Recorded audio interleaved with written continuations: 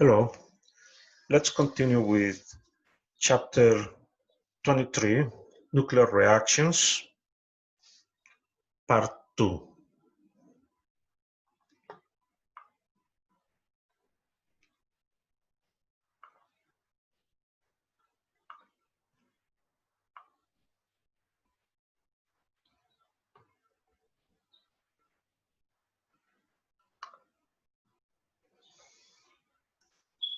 This time we'll do nuclear reactions.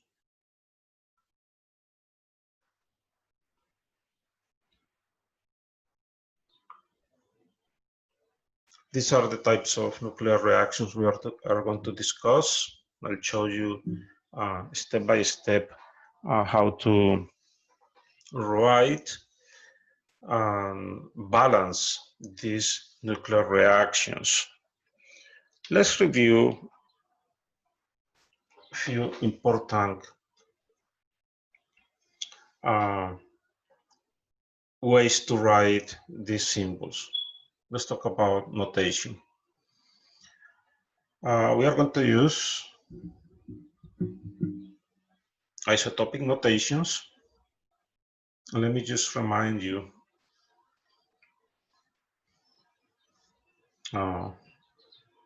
a little concept about this isotopic notation. Let's start with element X. X represents any element of the periodic table. On this side of the symbol of elements always in capital letter, first letter, and second letter if there is any lowercase. On this side of the symbol, the atomic number, and on top of the left side, the mass number. So that's how we write the isotopic notation for any element. Let's give an example. When we say carbon,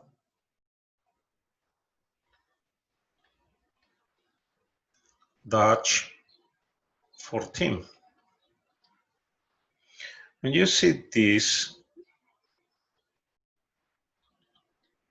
element dash number, that means immediately you have an isotope.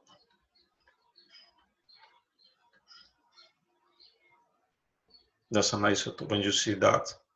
And you convert that into a isotopic notation.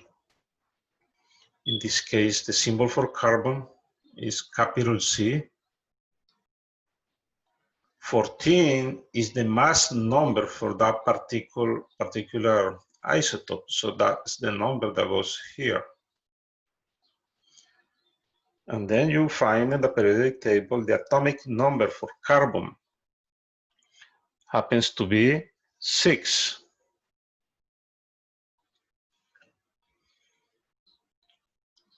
And that is the isotopic notation for that isotope, carbon 14. When you write carbon,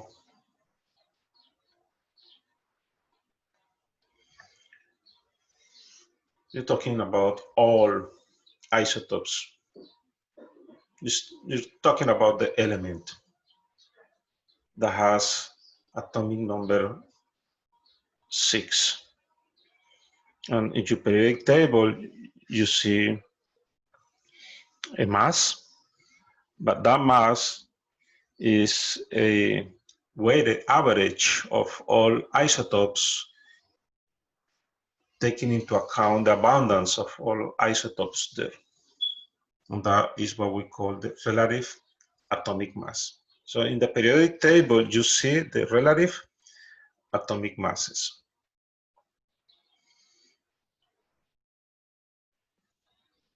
Let me give you another example. How do you write the isotopic symbol for, or let's do the opposite. What about if you see something like this?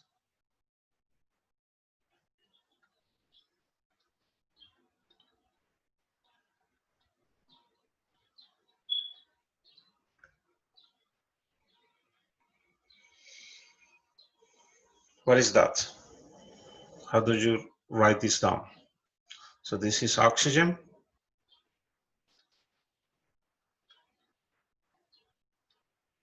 Since you have an isotope here, it's showing the mass of that isotope. You write oxygen dash 18.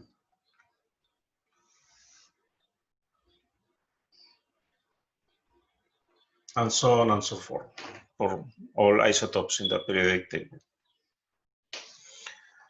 So this is the way you convert this notation into this notation or vice versa.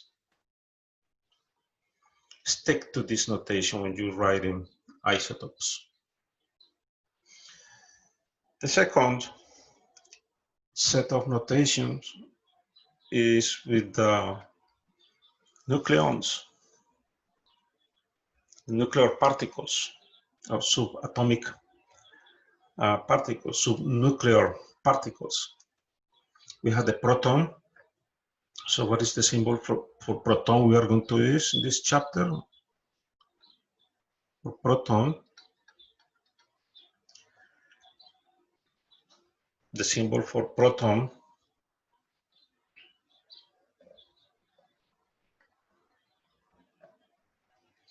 is the mass again. The mass is on top, so has mass 1, and the charge on the bottom, plus 1. That's how you represent the symbol for this nuclear particle, subatomic particle. So this is the mass, and this is the charge. Mass on top,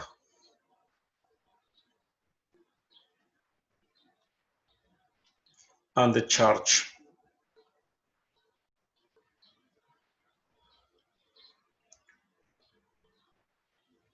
on the bottom. The next important nuclear particle, important because it's massive. There's only two massive particles in the nucleus of an atom, the proton and the neutron.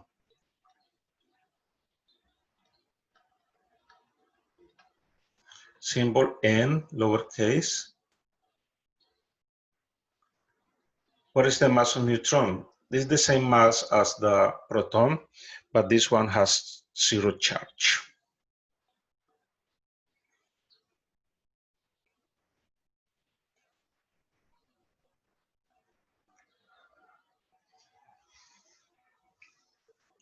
Another particle is the alpha particle.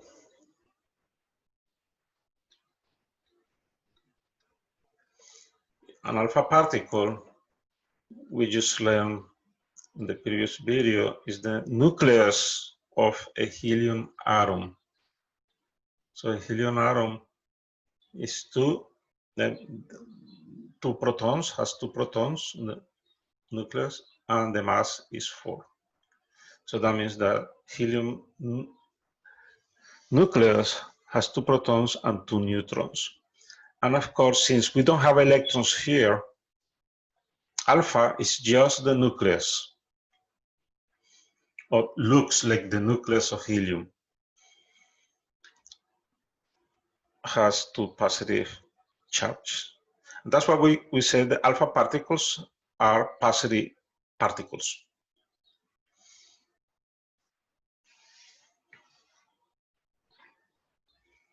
Beta particle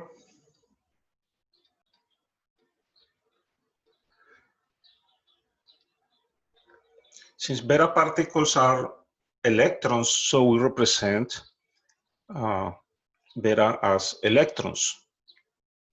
Symbol for electron.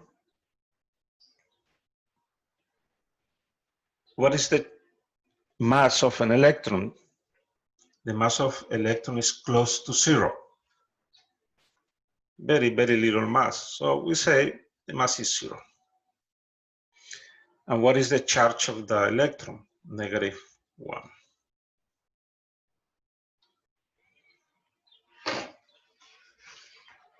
So that's how we're going to represent electrons when we write nuclear reactions.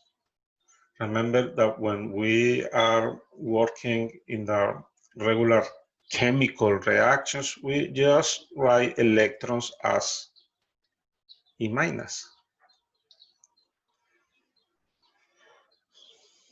And that makes sense for regular reactions, because we don't need to know about the mass of that in regular chemical reactions. In nuclear reactions, it's important to know both the mass and the charge. So keep this in mind. When writing nuclear reactions, this is the symbol you should use for an electron or beta particle. And that's why we say that beta particles have negative charges. The other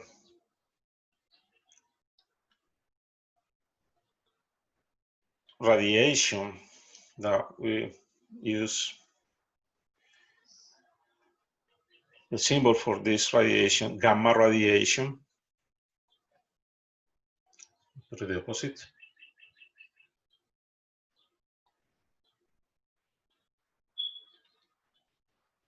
Gamma.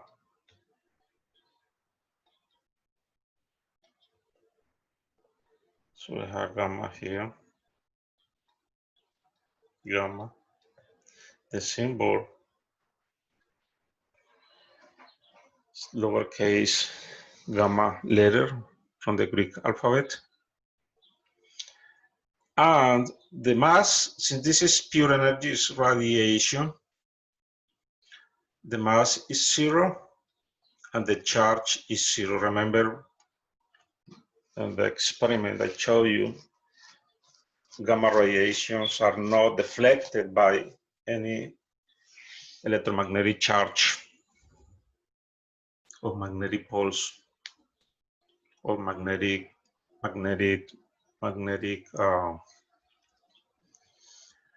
fields. Another symbol, let me see what else we are going to use here. We have electrons, we have protons. There's another particle, nuclear particle, is called positron.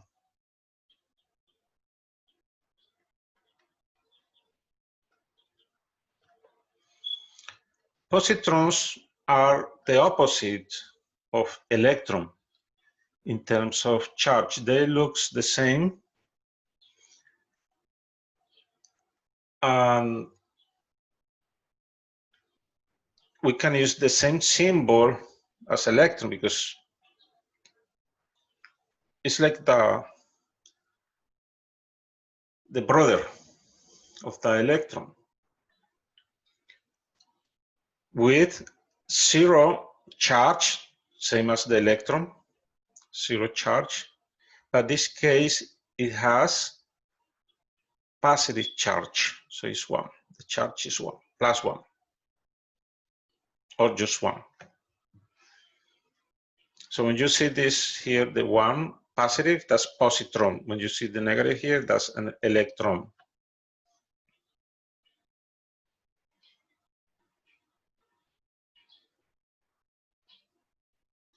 They are like antimatter. Another particle that we are going to see here is the neutrinos.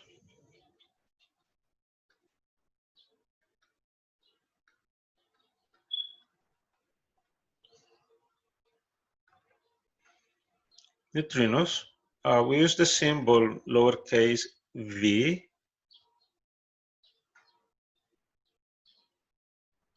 And there's also antimatter for neutrino, and that's called anti-neutrinos.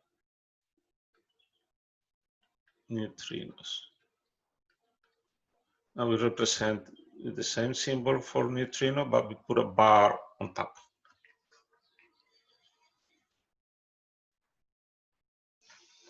On the slides, on the PowerPoint presentation, you may see it this way, because sometimes it's hard to put a bar on top of the B. So take the shortcut and just put the bar on the side, but it should be on top, the lowercase b.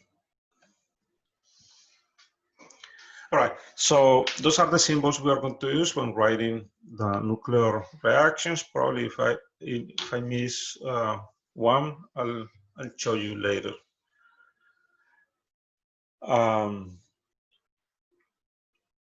Neutrinos, they are also subatomic particles.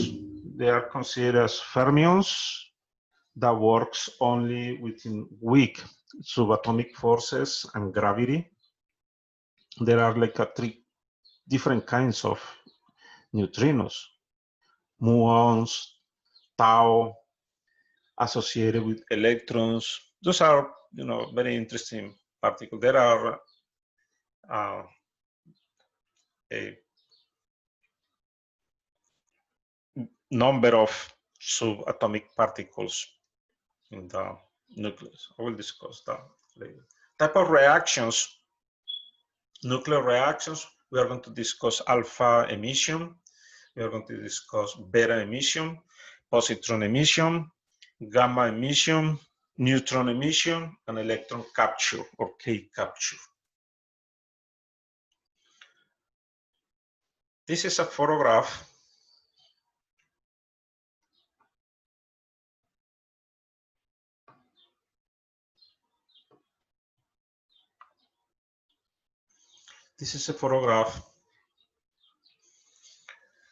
of the first detected particles. This one is for neutrino. That was taken in November 13, 1970, using a hydrogen bubble chamber. And this is made on colliders, particle colliders.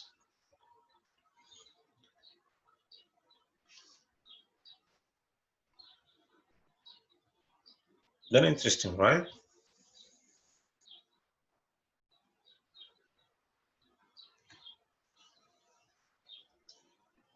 This is SN 1987A. That's the classification for this supernova.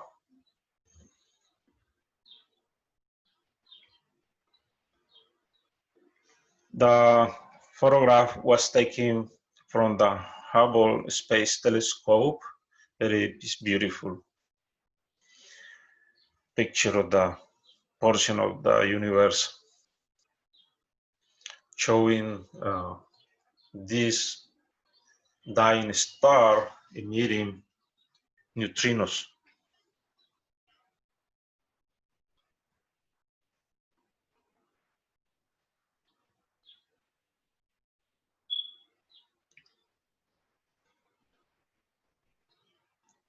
This is a map where the Large Hadron Collider at CERN recently built in the borders of France and Switzerland. Those huge instruments look the area covered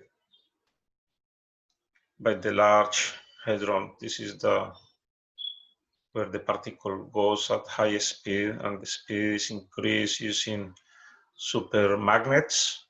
It's like a tube going around few kilometers diameter. and then they analyze the results of collision of very small particles.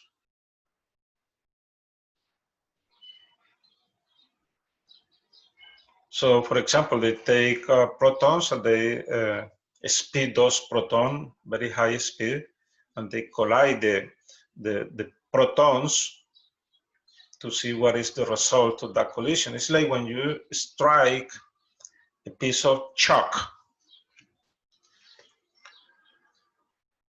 on the concrete.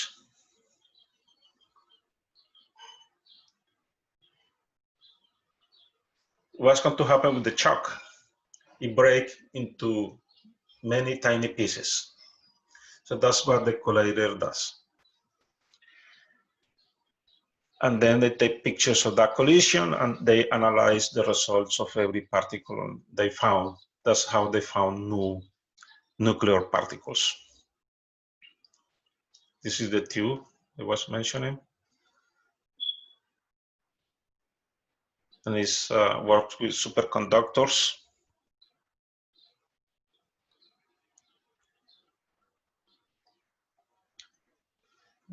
Information about the collider. And I also have news for you. This is the detector for the LHC. It's an amazing piece of machine.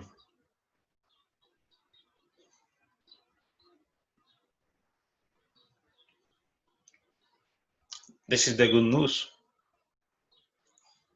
A new collider is being built in Long Island at Brookhaven National Lab here in Long Island. You can read a little bit more of that. Here is the link. All right, let's go back to our business. Type of nuclear reaction. This is our first nuclear reaction. It's called alpha emission. All right, so let me show you how it works first in general for all reactions. Remember, those are nuclear reactions, therefore it makes sense to think that all reactions work inside the nucleus. This is the nucleus of an atom.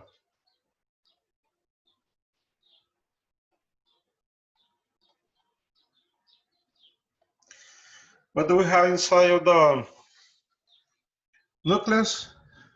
We have a number of particles, so nuclear particles or nucleons. Mainly, we have protons and neutrons. Protons and neutrons.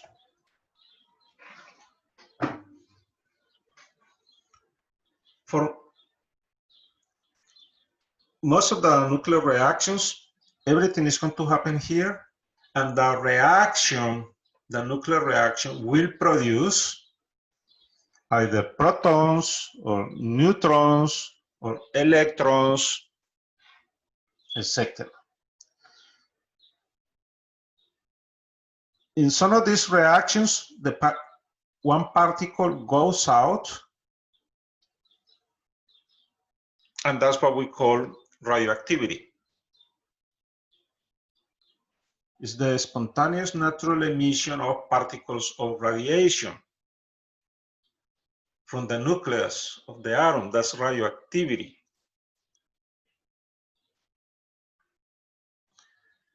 So during the nuclear reaction, a particle is formed and that goes out of the nucleus.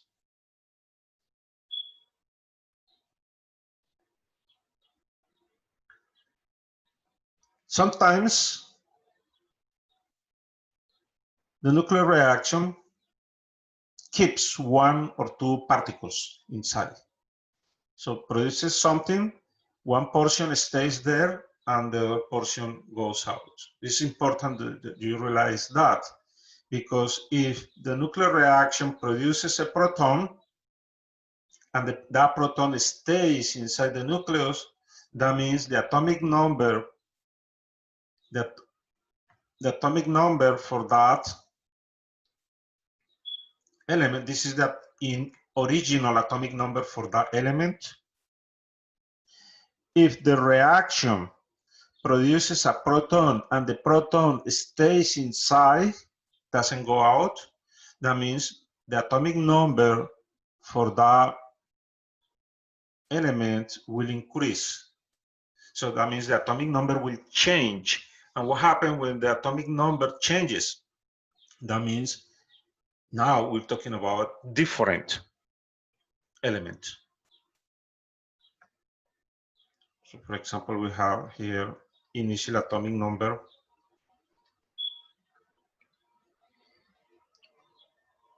For instance, is 6 for carbon.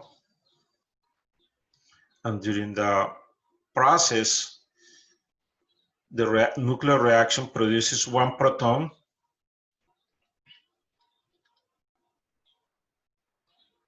And that proton stays inside the nucleus, doesn't go out. Now what we have?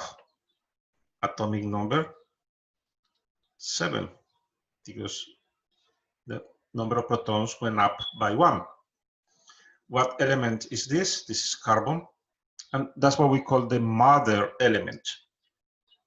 And what is the daughter element? What is the result of that nuclear process?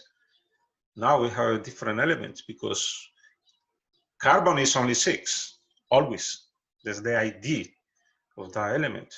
Now we have another element with different ID. What element is this? If you go to the periodic table, you notice the element number 7 is nitrogen.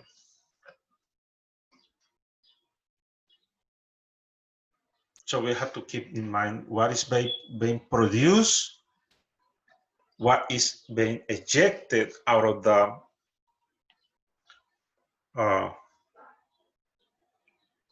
nucleus. And you know that just by looking at the equation.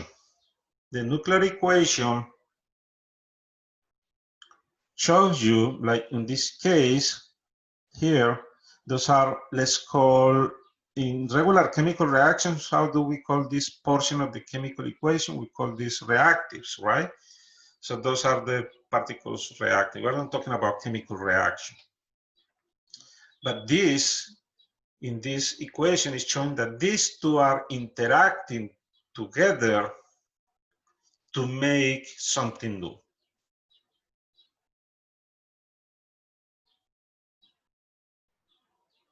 So just by looking the equation, in what side is the particle, you know if the particle is staying inside the nucleus or going outside the nucleus.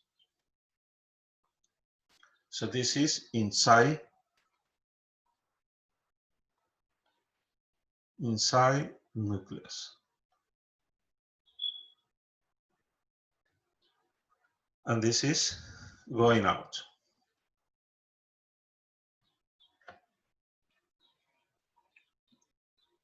New elements or the new particles. Like for example here, these two are inside the nucleus. 2 protons, 2 of those, and 2 neutrons from inside, and what goes out? A helionuclide. And what is the name of this? An alpha particle. So on alpha emission, the nucleus of the atom is losing 4 units of mass and is losing 2 units, 2 atomic number units. It's losing 2 protons because this is out, that went out.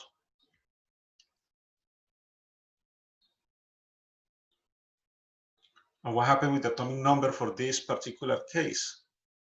So let's analyze. And we balance the nuclear. And let me show you how to balance the nuclear reaction. On top, you remember when I explained the notation for those particles? The number on top, this should be here. It's hard to write when I write in the slides. It's hard to put it right here. Using just the keyboard. It should be here, this one here, like the notation I showed you before. So let me rewrite it here properly. It should be 2 protons, like that, plus 2 neutrons, like that. You see, mass 1, charge 0, forming a helium nucleus 4 and 2. Usually, when we're writing these nuclear reactions, and we represent the alpha particle, we don't have to write the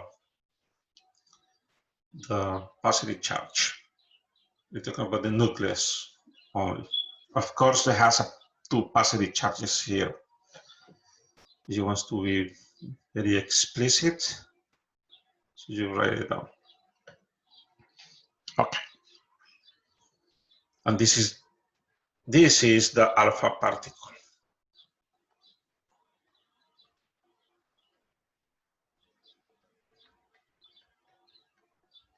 Emitted. So emits is being produced, goes outside the nucleus. How do you balance this?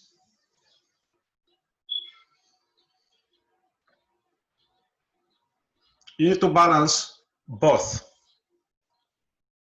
the mass and the charge. So that means on this side of the equation must have the same mass and charge as this side of the equation. In this side of the equation, what is the total number mass? So we have 1 and 1. Let's compare to the other side.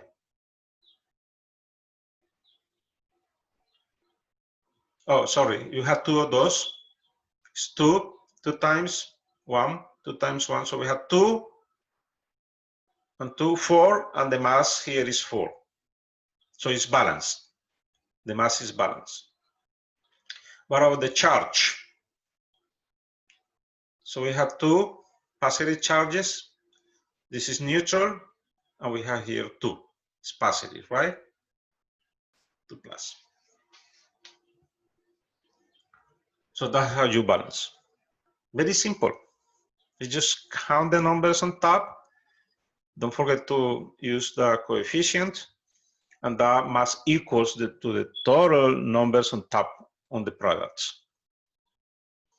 Talking about this, not the charge. That's why we sometimes, or a lot of times, we don't write this one to prevent any confusion. All right, so let's see examples of that.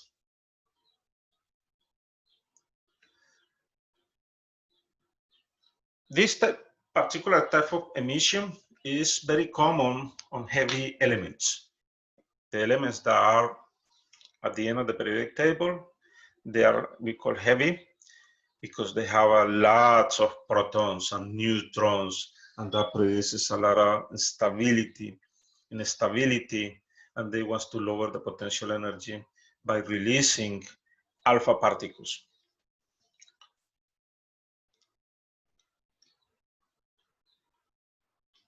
First example, the decay of uranium-238. Remember I showed you how to convert this notation, uranium-238 238 into isotopic notation. Here we are.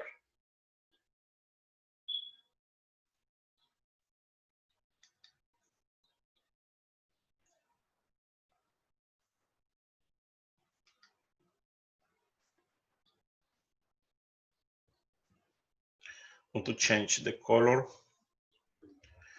of my pointer here.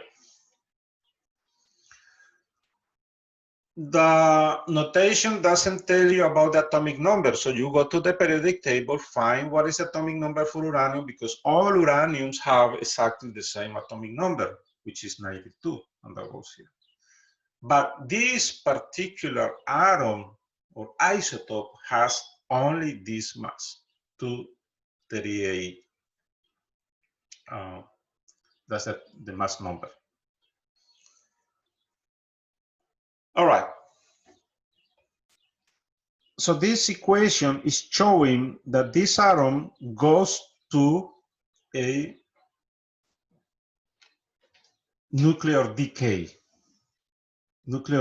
or nuclear decomposition, decomposes, forming uranium 234. This is, and how do you write that? Uranium Dutch 234. And what else? Plus alpha particles, and that's what we call alpha emission, because remember, this is on the alpha particle is on that side, on this side of the equation. Those are, let's say, the reactives, and this is the product. So this is on the product side, so that means it's emission. Anything that is inside, on the other side, is inside the nucleus or is being received by the nucleus.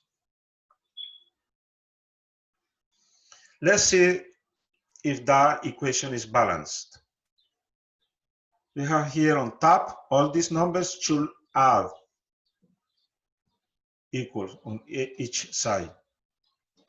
238 on that side. Let's break this into two pieces. Before and after. This is the mother, this is the daughter. All right, the product. 238 here on that side.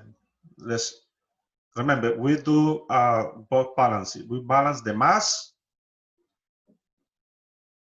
on top, and we balance the charge on the bottom.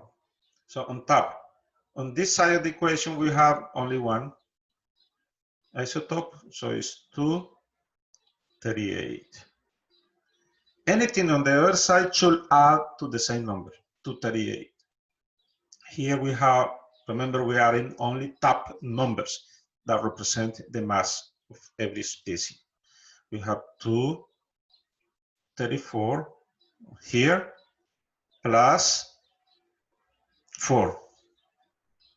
That equals 238. So yes, it's balanced in terms of mass. Now let's balance charges. Here is 90, 92, and here we have 90 plus 2, which is 92, so the equation is balanced. And we see this helium nuclei being emitted, and you say, oh, this is alpha emission. Not always will show you alpha. It shows you this, but you know from now on that this is alpha, and you see alpha coming out of the nucleus, you say, oh, that's alpha emission. Sometimes I'll give you a bunch of, in the test, equations, and I just ask you to describe what type of reaction is that. All right. So you will recognize the helium nuclei. Helium nuclei is just an alpha particle. Okay. Can I have one more example? Yeah. Problem. This is a typical problem of nuclear reactions. They're very simple. It's a game. It's not like that. a regular chemical reaction. Those are quite easier. So what we have here, it says, well, this hint, the mass number and electric charge are both conserved in a nuclear equation. That's what we just did before. That means the numbers on top and bottom in left side of the equation should be equals to all top numbers and bottom numbers on the right hand side of the equation. All right, so let's do this one. We need to find the mass number for the unknown. We need to find the charge of the unknown, and we need to identify what is being produced there. This is a classical problem, and it's easy. Let me show you. So the reaction is showing that polonium-221 decomposes and produces something here and this. Right away, you say, oh, this is an alpha particle. So we are talking about an alpha emission. In other words, you can say polonium-221 is going through a alpha emission here on this reaction, or the equation is showing that process. How do we find this? What is being produced? It's very simple. Balance it. Balance first, and then you will know what is that. Let me show you how easy is that. Let's balance. One number on top is here on the left, 221. So whatever number is here plus 4 should add to 21. It's like writing an equation, right? X, that number here is going to be X. Yeah.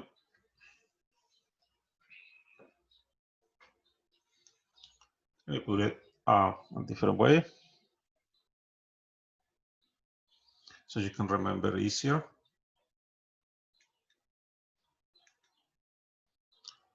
Let me erase that. And let's put here. Since we're talking about here the mass and charge, right? So I'm going to use those symbols so you can remember. Here, whatever.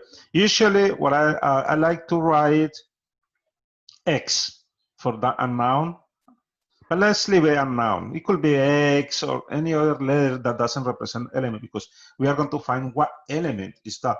We know the alpha emission produces a new element, an alpha emission. So we want to find what new element is that. So let's find the mass of that new element, M, and we are going to find the charge of that new element. When we talk about the charge, we're talking about atomic number, right? Z. So here, what is the mass? The mass plus 4 should be equals to what? Whatever is the mass on the left-hand side of the equation. In this case, it's 221. There's nothing more here. And the stoichiometric coefficient here is 1, here is 1. So, what is M from here?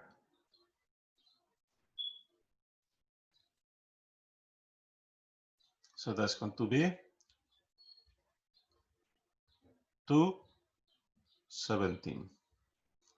So the mass is 217. 217 plus 4 is 221. So we know the numbers. We can write it here, somewhere here.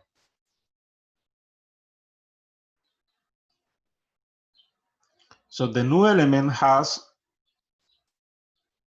mass 221. What about Z? So we know Z, in this case, this is plus 2. Plus 2 equals the number here. They need to balance because the mass, here is what it says, the mass number and electric charge of both are both conserved in a nuclear reaction. So that means those numbers here equals numbers here. So we have 82.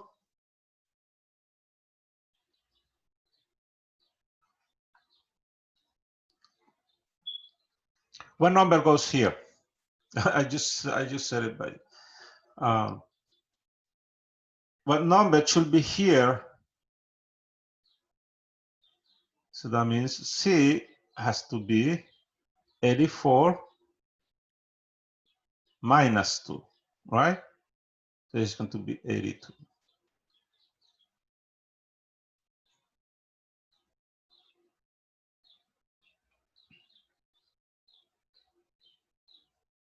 This number plus this number should add to that number. So it makes sense. The atomic number for Z is 82. Once you know the atomic number, the charge, which represents the atomic number, the charge basically is telling you how many protons are there. Not talking about protons.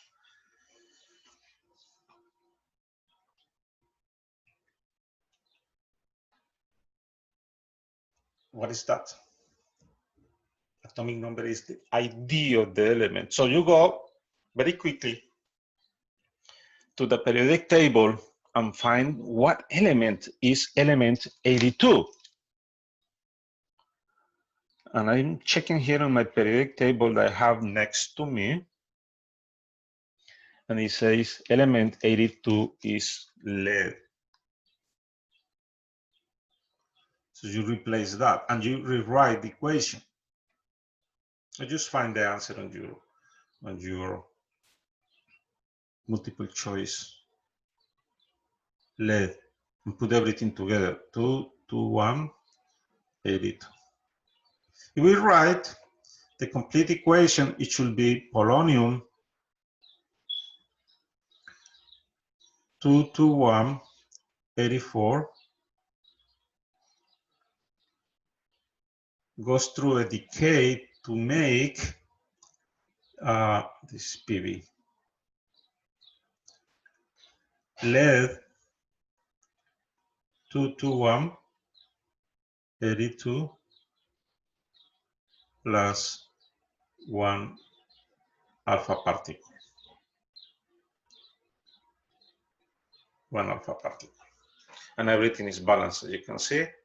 This is the complete balanced nuclear reaction for a alpha emission. That's how you write nuclear reactions. Just by balancing, you will know what is on each side. All right. Let's do one more. I'm going to do one more and then you do the rest. Radon 219 goes through a decay. So this, the first one, this one goes through decay to form something, an alpha particle, right? And the alpha particle is, of course, being emitted. So let's do what is here.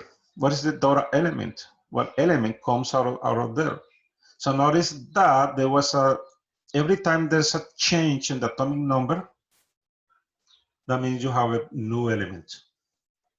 The atomic number during the nuclear reactions in general can go up or down. And this is one of your conclusions for alpha emission. For alpha emission, the atomic number always goes down. By how many units? 2 units. And the mass of the isotope goes up by how many units? 4. Oh, sorry, goes down by 4 units, and the atomic number goes down by 2 units. All right, so let's find what number is here when you balance. So that's the first thing you need to do to balance it. So we have 215. 215 plus 4 is 219. So, okay, that's the number we're looking for. What number goes here? Remember, this number plus this number should give you 86. So it has to be 84.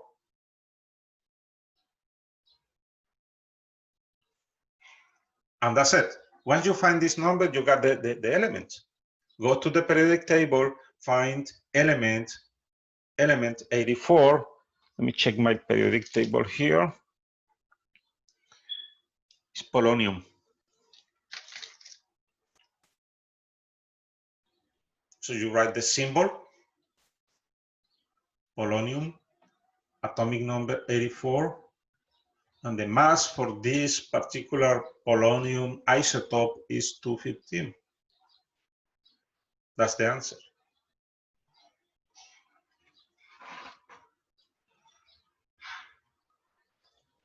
You do the rest. On this one, it's a word equation. You just need to translate that into symbol equation and solve it.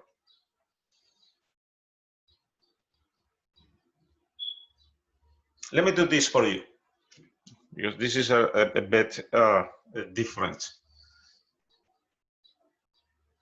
This is a word equation showing the process. So it says it's an alpha emission. Oh, alpha emission has to be something like radon 213-88. Is alpha emission, that means produces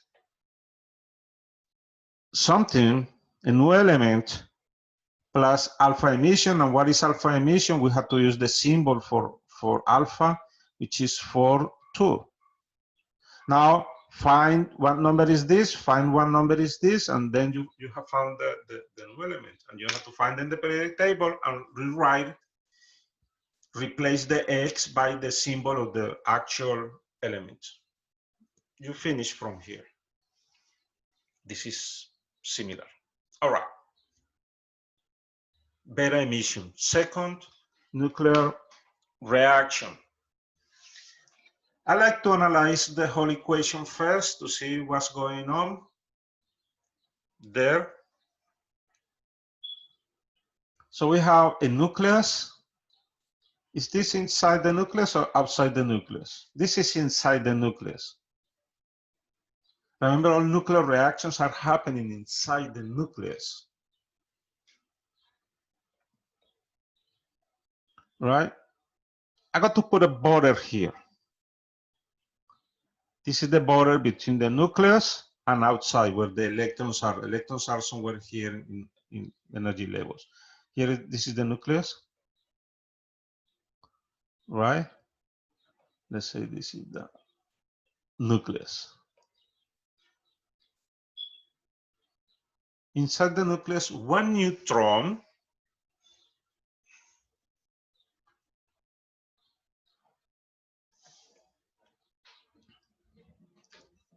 decomposes, breaks down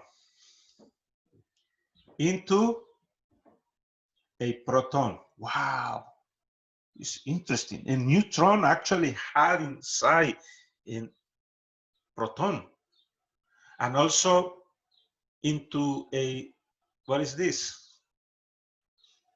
An electron. The nucleus emits that electron as beta particle. That's the beta particle. This is your beta particle. Plus, this is the symbol I showed you before for this particle. This is a neutrino and has a bar on top, or this bar on the side, And that means this is anti-neutrino. This is the antimatter of neutrino.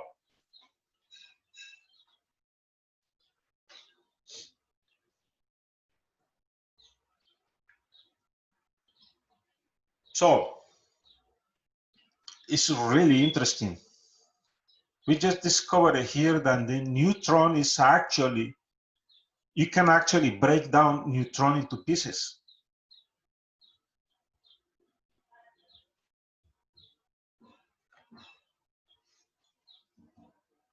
How do you achieve this process in a collider? Well, in universe, during the nuclear stars explosion, formation of stars, because particles are moving really fast.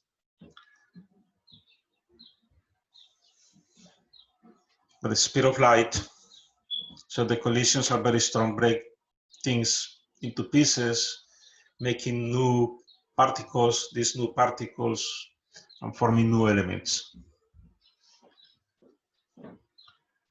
All right, so we have that neutron producing a proton, an electron that goes out to the nucleus as beta particle. Remember, we are not talking about the electrons that are outside of the nucleus. The electrons outside the nucleus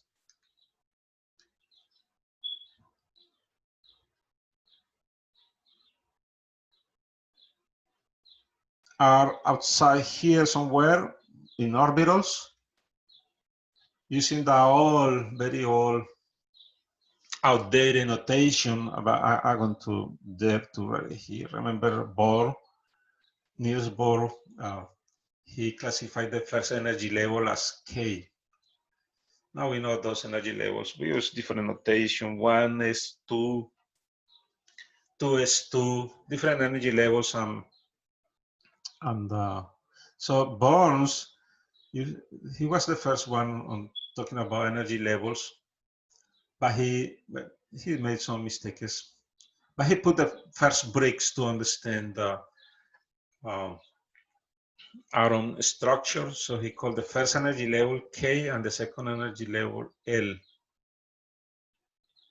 Right, so electrons, for regular electrons on the atomic structure, and the valence electrons are involved in the nuclear reactions. All right, now we are not talking about those electrons here. They are there for the atom, all right?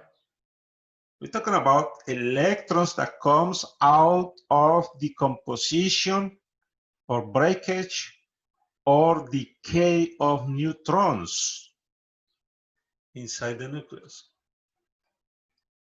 I should expand the borders of this nucleus. Let me expand to show you something else. I want to expand the borders of that.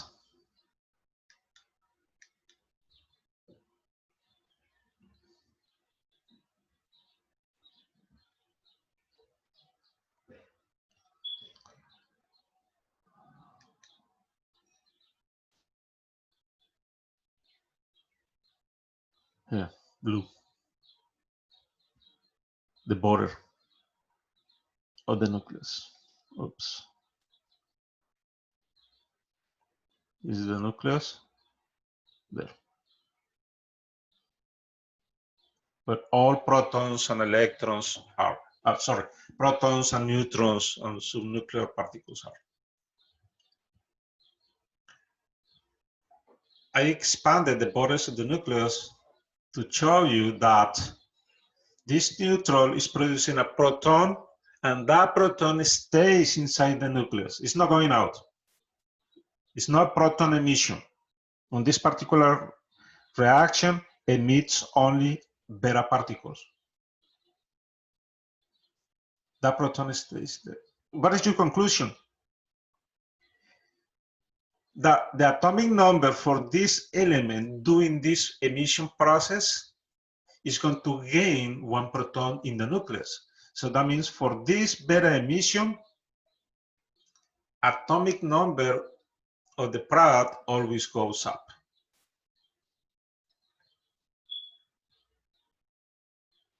For alpha emission, what happened with the atomic number of products goes down.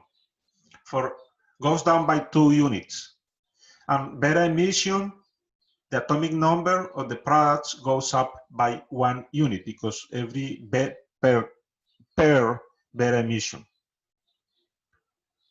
So in every beta emission, the atomic number goes up because it's producing only 1 proton. Produces the beta and produces the anti-neutrino, the antimatter of neutrinos. Let's do an example.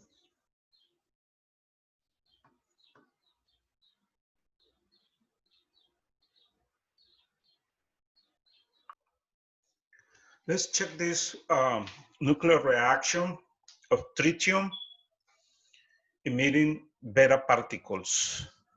As you can see here, the tritium hydrogen 3 goes through a beta decay, forming helium 3 and the beta particle and anti-neutrino.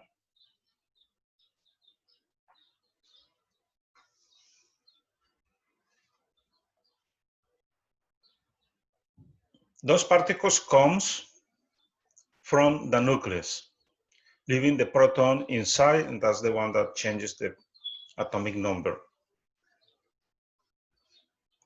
for the new element.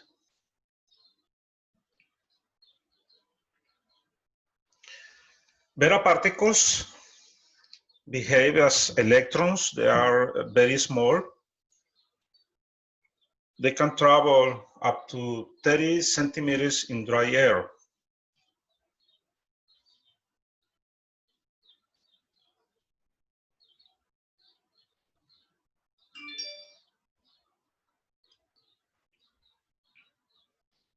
We have here representation of the uranium series that goes through a different emissions, alpha emissions, beta emissions, gamma emissions, from uranium-238 to a more stable lead-206. This diagram shows the type of emission every step and also shows the half-life of the process. On the first process, during alpha emission, it takes 5.10⁹ years for the intensity of this material to go to the half. In other words, after this half-life, the initial amount is reduced to a half.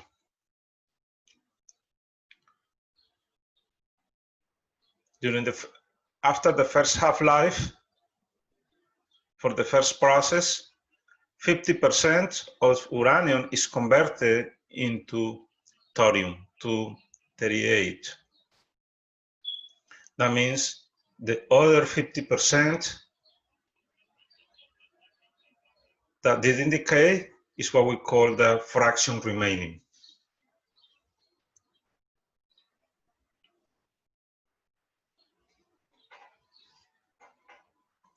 Let's check here different half-lives.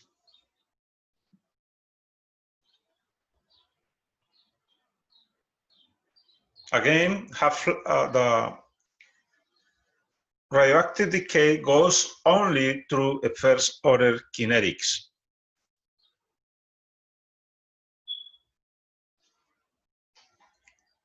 In other words, when we're solving problems of radioactive decay, we should use two equations for the integrated rate law for first order kinetics, which is as you can remember, natural log of concentration of A initial, or concentration of A at time t minus equals minus kT.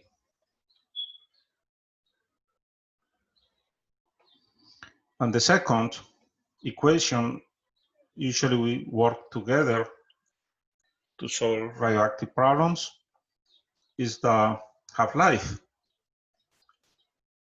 for a first order kinetics, which is natural log of 2 over rate constant.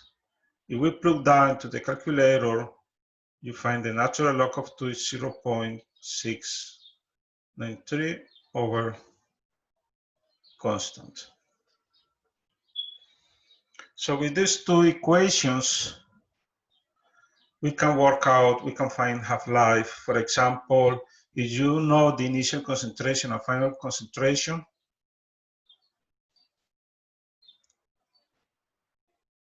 you can find, and you know the time for the process, you can find the rate constant from here. And once you have the rate constant, you can plug here to find the half-life for the process.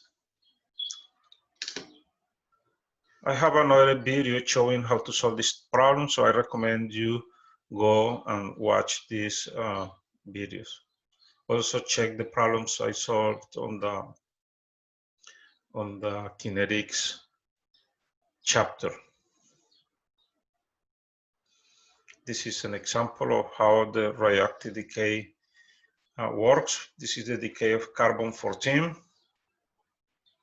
One half-life for the decay of carbon-14 is 5,730 years. It's a long period of time. That's why it is used to date fossils. Fossils containing carbon-14 can be dated through this process. So that means if you have material initially, let's say 10 grams of material, carbon-14. After one half-life, which is this, many years, this is one half-life, the initial amount goes down by 50%. That's the definition of half-life, right? It's the time it takes for the initial amount to reduce to 50%. Every half-life is going to go down by 50%, half. Every half-life, half. The mass goes down, or the activity goes down by half. The half-life is constant. Here, this is the time. Half-life is constant. So that's why we count number of half-lives.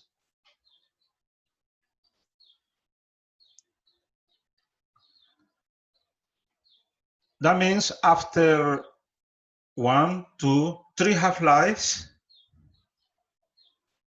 there's only 1.25 grams of the initial amount. And that's what we call the fraction remaining. There's a formula for fraction remaining that says the fraction remaining equals 1 over 2 to the n, where n stands for number of half-lives.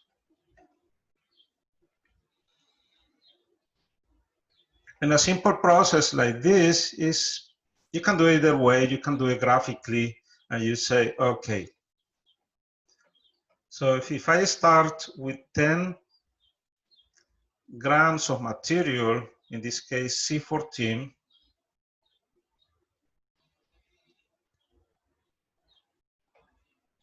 the question could be, what is the fraction remaining after 3 half-lives? So you go easy, like 1 half-life,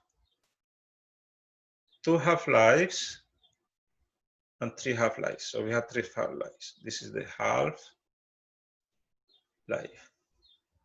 It's going to be 1, 2, 3 half-life. After the first half-life, which is, again, 5,730 years,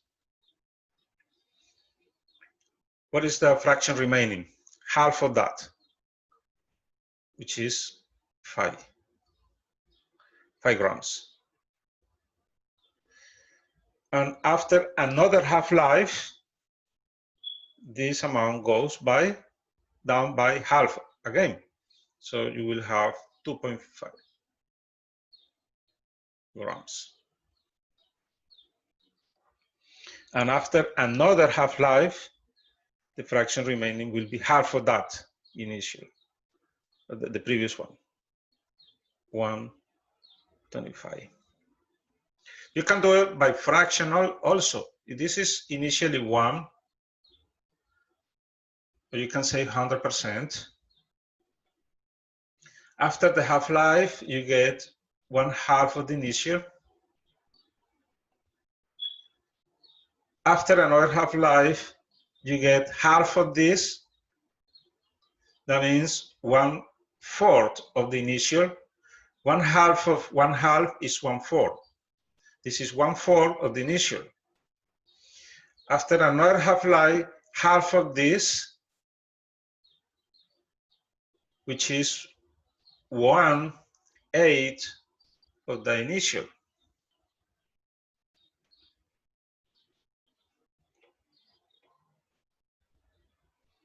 If we apply the formula, we also get the same result. So you say fraction remaining equals 1/2 to the n. So n here is 3 half-lives. 1, 2, 3, number of half-lives. So it's going to be to the third, which is 1/8, 1/8 of the initial. So fraction remaining will be 1/8 of the initial, which is 10 grams, which is 1.25. That's very simple type of problems where you have a complete half-life, number of half-lives, integral numbers of half-lives. So it probably is easier to do it by hand. Another question is,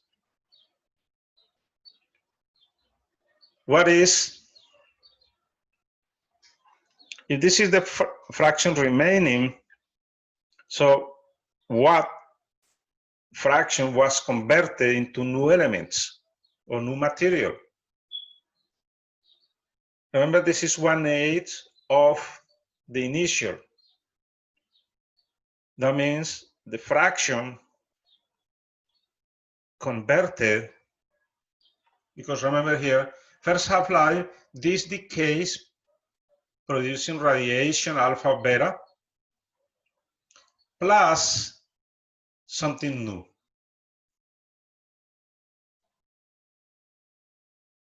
So after the first half-life, you get only 5% remaining of this, and the rest is being converted into something else. Second half-life, again, during this process, emission or radiation plus more X, if we are doing the same decay. X. So every time the material goes through a reactive decay, is making something new, a new material. After 3 half-lives, only 1.25 of the initial is remaining remains as carbon-14, and the rest has been converted into something else, a new material. So what is the fraction converted? Is the rest, right? Which is 7/8. Remember, the fraction remaining plus the fraction converted should add up to 1. 1/8 plus 7/8 equals 8/8, which is the initial amount. So here we have 1/8 plus 7/8 equals 1, right? 8/8.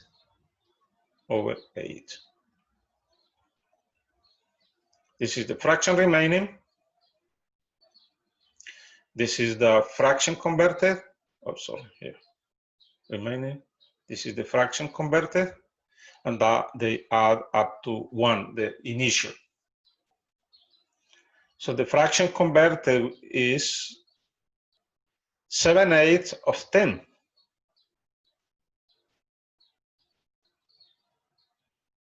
Or, which is the same as 10 minus 125.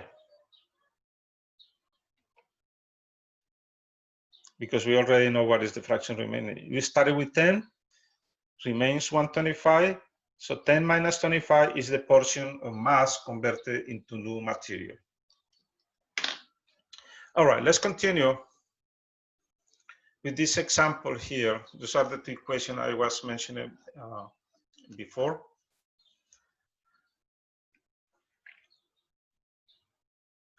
So the two equations we usually use to solve radioactive decay problems. First order kinetics and the definition of half-life for first order kinetics. Again, for first order kinetics and for radioactive decay, the half-life doesn't depend on how much you start with. Doesn't depend on the initial amount. It depends only on the constant, the value of that rate constant for the process. There are some examples of medical applications of radioactive nuclides. Iodine-131, the half-life is 8.1 days, and is used to treat thyroid problems, cancer. Iron-59, half-life is 45.1 days, used to treat red blood cells problems. Strontium-87, look, the half-life is 2.8. Sometimes it's for contrast.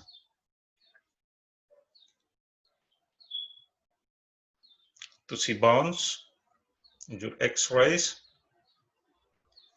And that means, for example, this one, if you take a solution of strontium-87, let's say you take 1 gram of solution.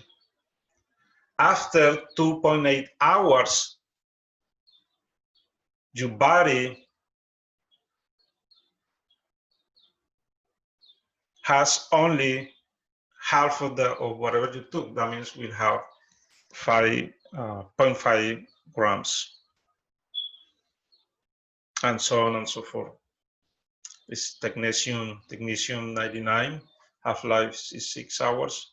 Sodium-24 is 14.8 hours.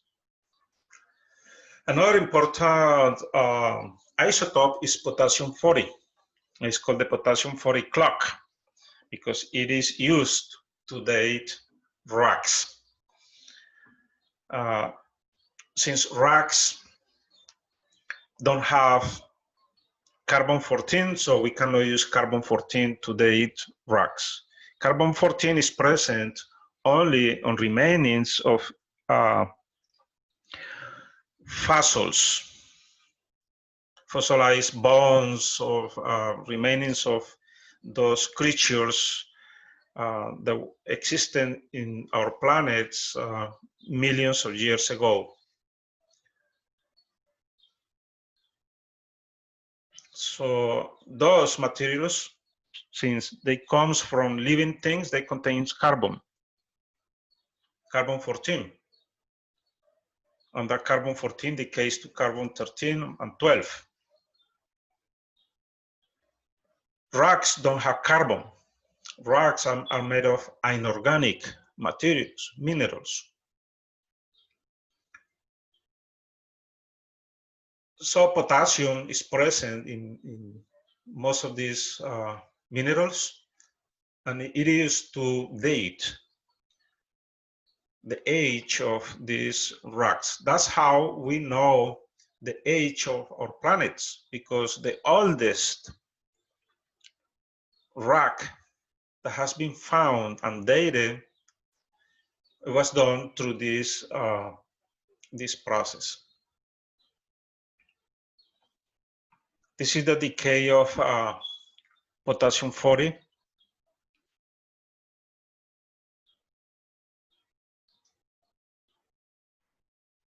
After one half-life is 1.3 billion years. So you start with this material after 1.3 billion years.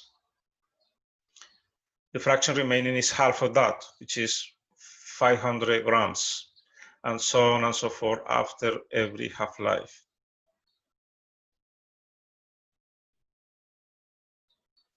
And this is the ratio between argon that comes from that decay present there.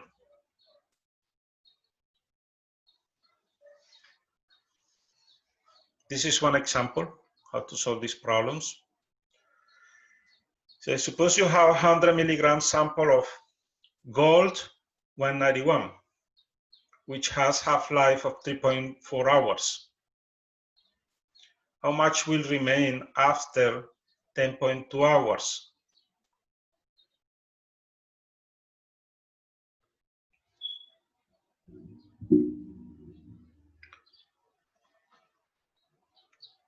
So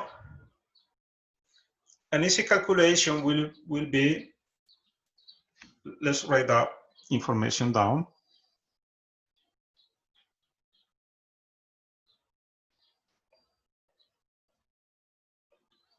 So gold 191, and you have 100 milligrams of that material.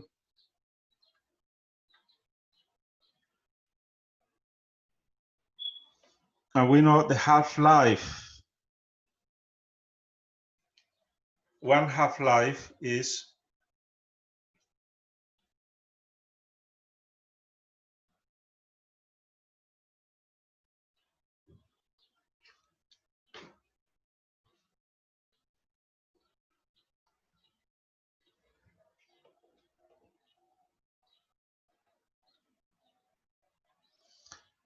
3.4 hours.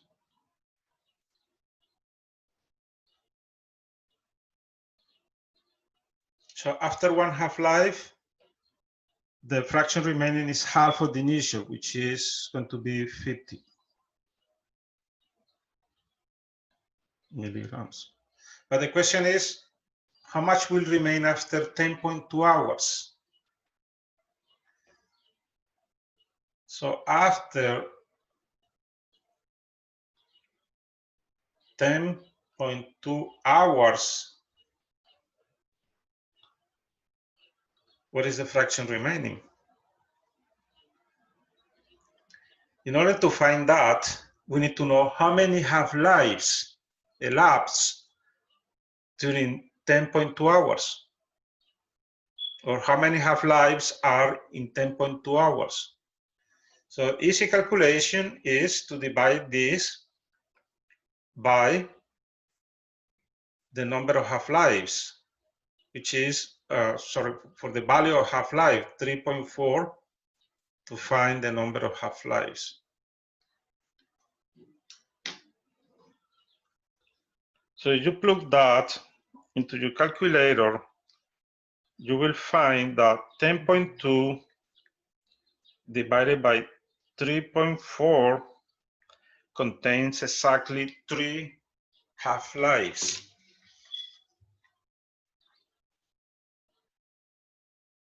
In 10.2 hours, elapsed exactly 3 half-lives. So that means one more half-life and one more half-life. That problem is the same as when you say, what is the fraction remaining after 3 half-lives? You see, they put it this way so you can do the calculation and find here, this is the number, 3 half-lives. This is the number of half-lives. Number of half time. I need to erase this. Oh. Okay.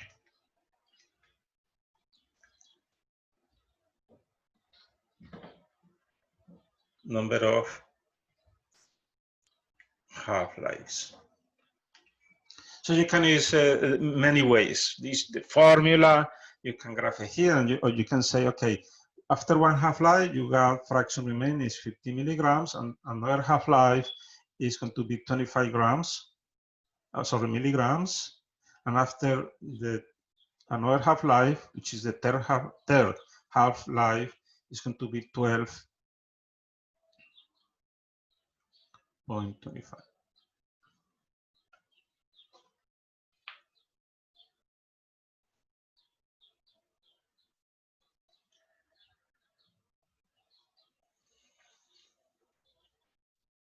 Milligrams.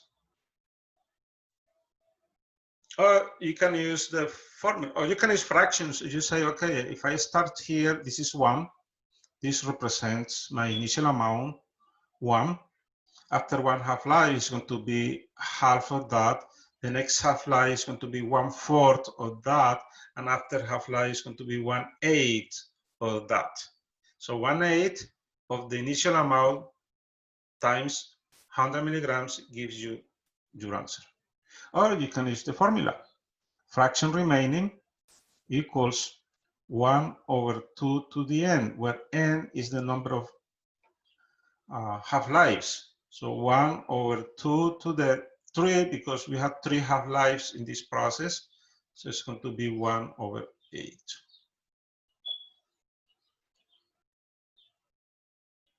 So this is the fraction remaining. So you multiply this by the amount you started with to get the final answer in milligrams. Don't just leave the answer here. Some people just, okay, the fraction remaining is 1/8. 1/8 of what, right? So you need to, if the initial amount is given, so you need to do the final calculation. 1/8 times the initial amount, if that is given.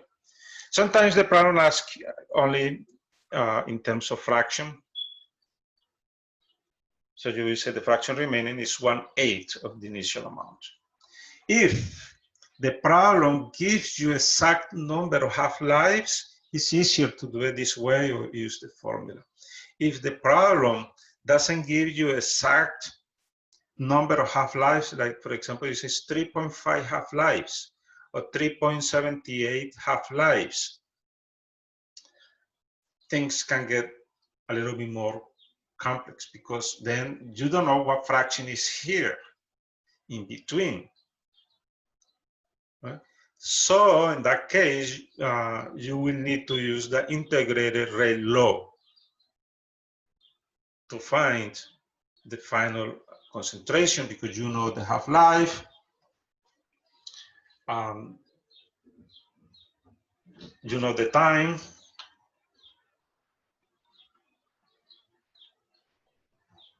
let me see if I have one example like that.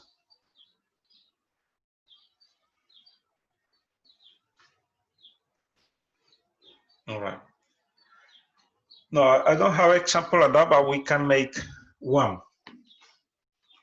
So we use the integrated rate law. Let me show you.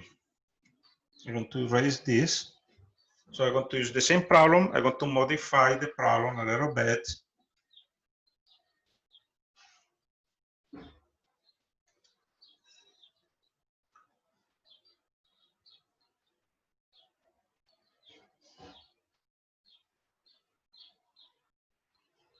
All right, I have an idea. I'm going to add another. I'm just going to add another page so we can work there.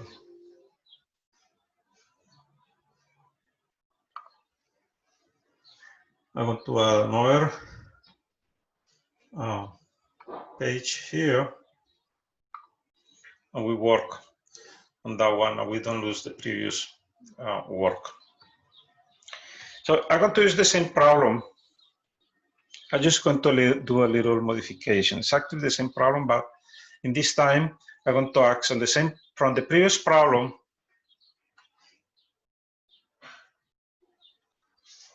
From the previous problem, I'm going to write it here.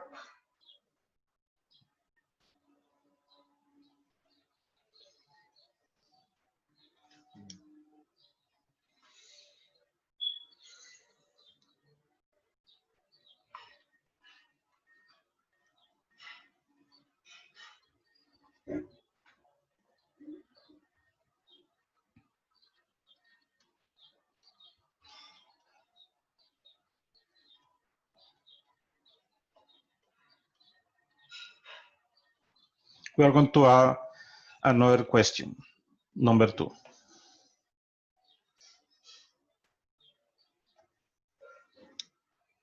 So the previous problem,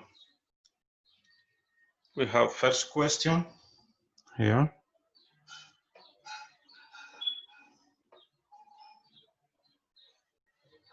This is going to be question number 1.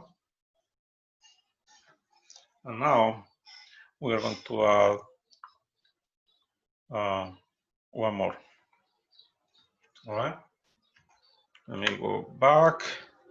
You say keep here. I'm going to select this one. I'm going to copy that, go to the next, and then we add that one. And what I'm going to do is going to reduce the size a little bit there. But we are going to change here because 10.2 contains exactly 3 half-lives. And remember what was the half-life for gold 191? The half-life is 3.4 hours. So the half-life for gold is 3.4 hours. Now we can work with that problem. But I'm going to change this number. Let's put not 10.2, but let's write 10.7 hours.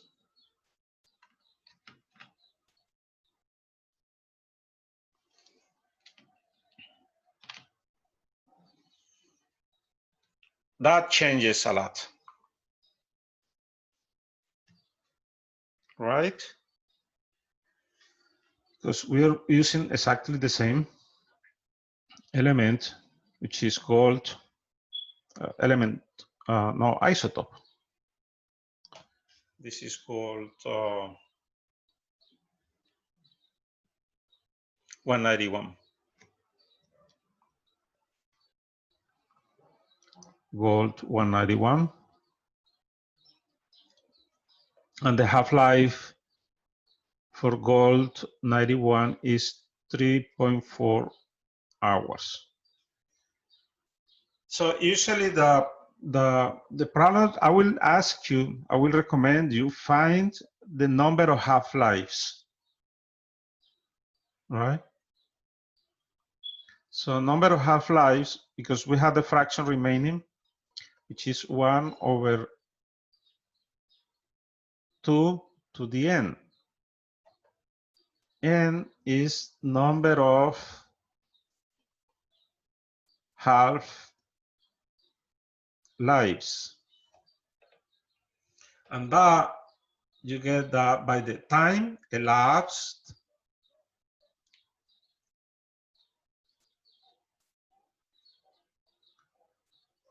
over the half-life. In this case, the time elapsed during this process we are studying is 10.7 hours divided by the half-life. One half-life is 3.4. Just make sure hours. Just make sure you have the same unit. If not, do the corresponding conversions. So if we plug that into the calculator, so we have 10.7 divided by 3.4. The number of half-life is 3. I'm going to round it off, 3.15. 3.15 hours. And I'm going to leave that number of significant figures.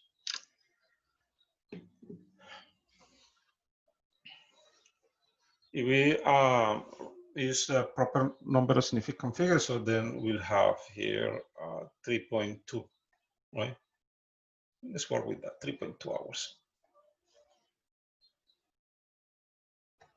3.2 hours. This is point. All right. Notice that we don't have a exact number. We don't have integer number for the number of half-lives. So this fraction remaining here is going to be a little bit tricky because we don't know what fraction is that with precision. The best way is to use an integrated rate law for a first order kinetics, which is the kinetics of any radioactive decay. So we have this one here, first order kinetics, and that's the one we are going to use to solve this problem.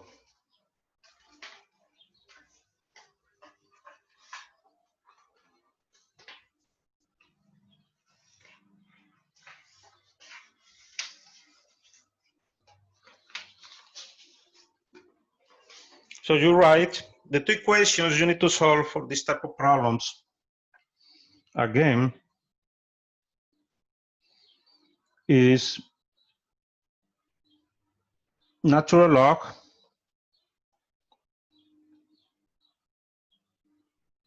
of initial concentration of A over concentration of A at time t equals KT. We can do the negative if we move this around. Final over initial, so it's going to be minus KT. Since I swap this to here, I change the sign. This one property, that's one of the properties of logs when you're working with the logs. So that's your first equation, and the second equation we are going to use is the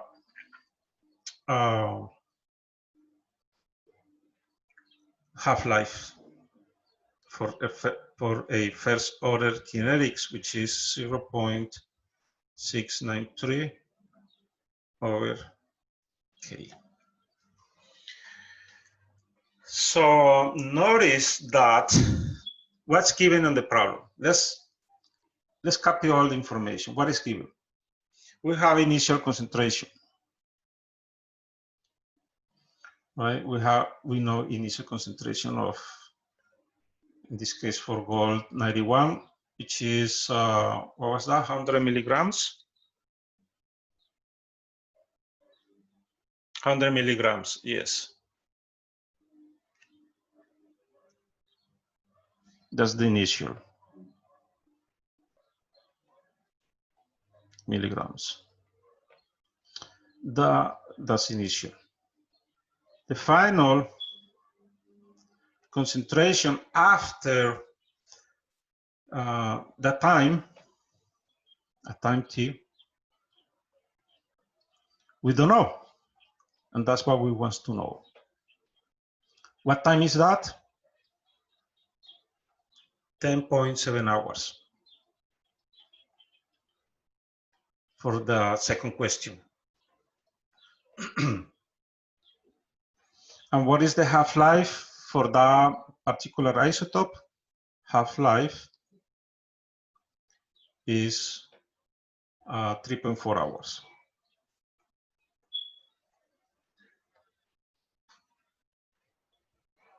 And that's it. That's information given by the problem.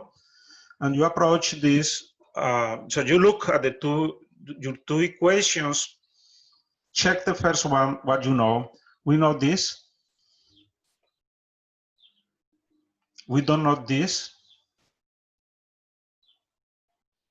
All right, let's check what we know.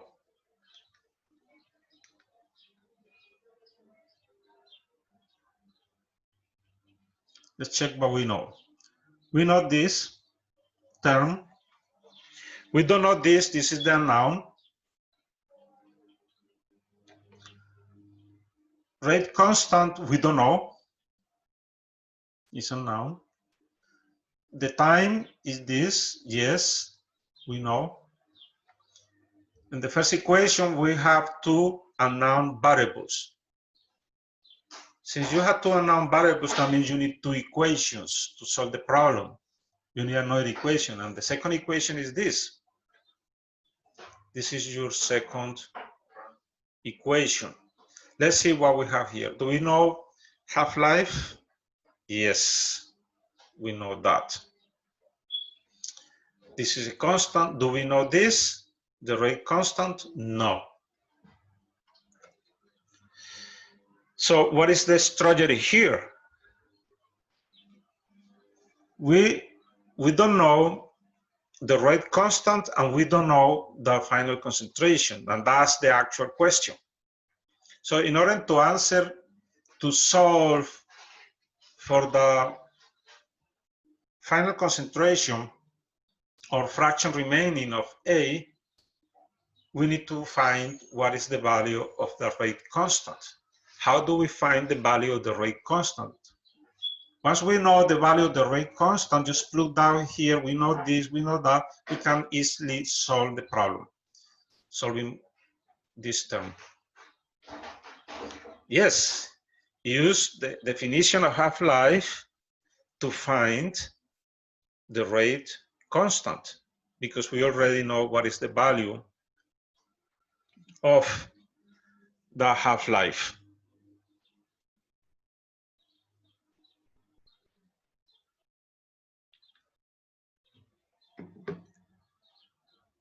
So let's do it. Let's find first what is the constant, and then let's plug that number over here. We need to solve for K from here.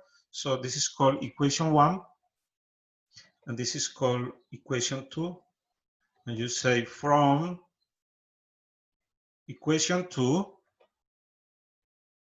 solve for rate constant, which is from here equals 0.693 over the half-life, which is 3.4 hours. You plug that in your calculator and you should get 0.693 divided by 3.4.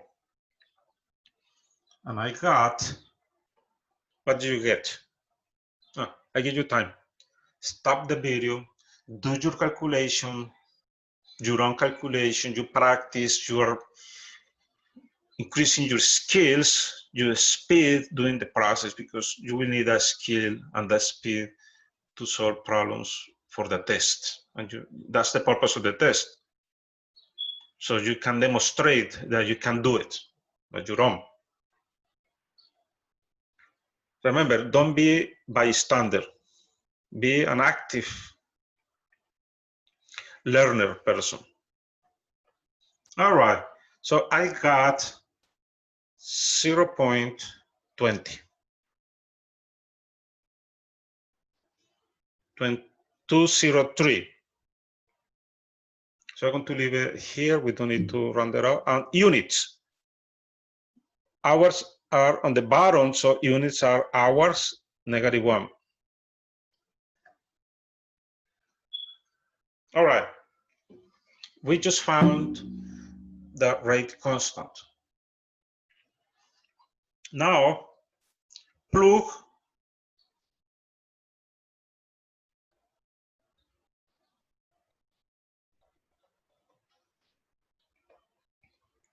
K into equation number 1. All right. But equation number 1, since we are going to find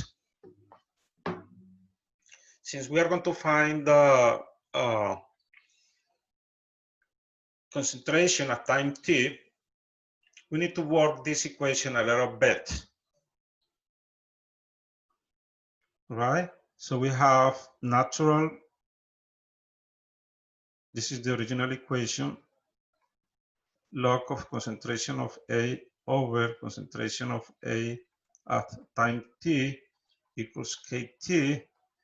From here, it's hard to solve for concentration of A at time t, so we need to leave this alone. We need to take this expression out of this natural log there.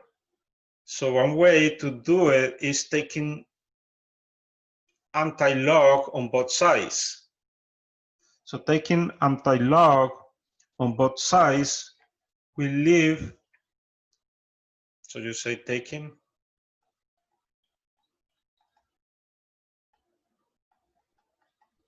anti-natural log on both sides of the equation.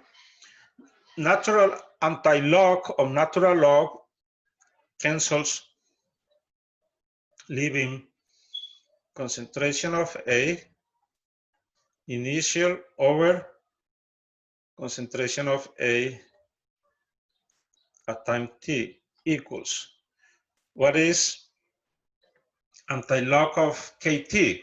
Is E to kT.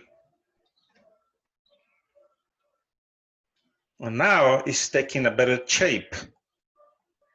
You want to solve for final concentration, right? So let's move this around.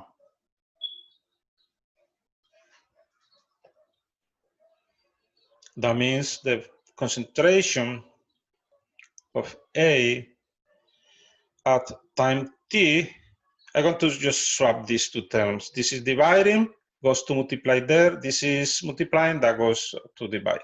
So it's going to be initial, that doesn't move, it stays there. Initial concentration of A, initial over E to the KT. All right, so let's plug. Right, now we can work with this. Now we can plug the numbers over here, and we will find concentration of A at time t. So you say concentration of A equals initial concentration of A, 100 milligrams, over E, elevated to KT, and K is 0.20 hours -1 times T, which is 10.7, that's the time, 10.7 hours.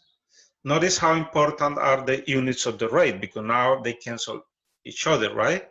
This cancels with this one. And so we do that. Let's do that by parts. Let's take our time, 100 milligrams divided by E. And we do the operation first. That is 0.20 times 10.7, and you got 2.14.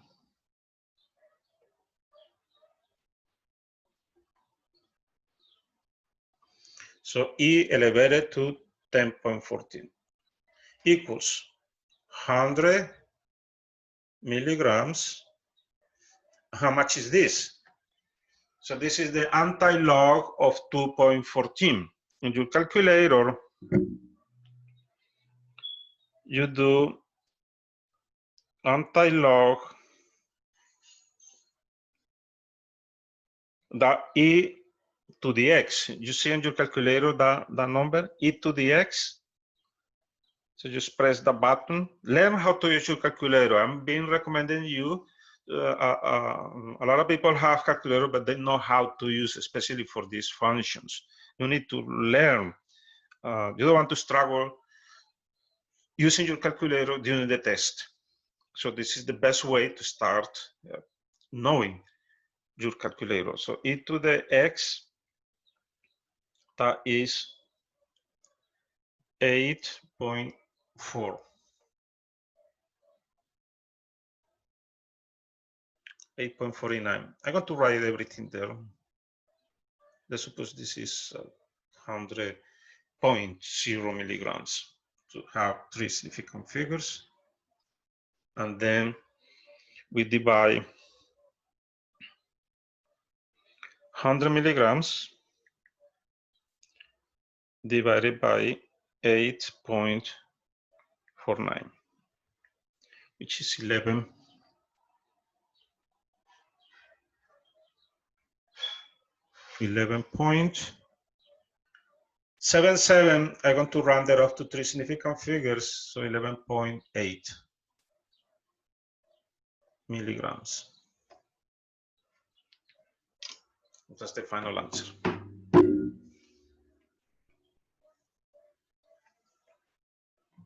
Which makes sense, right?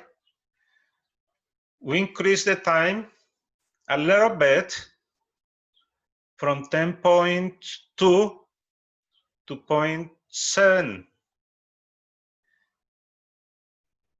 When 3 half-lives, after exactly 3 half-lives, the fraction remaining is 12.25 milligrams. And here we don't have to use these crazy formulas, first order, because we have exact number of half-lives. Here we don't have exact number of half-lives, 3.2 half-lives.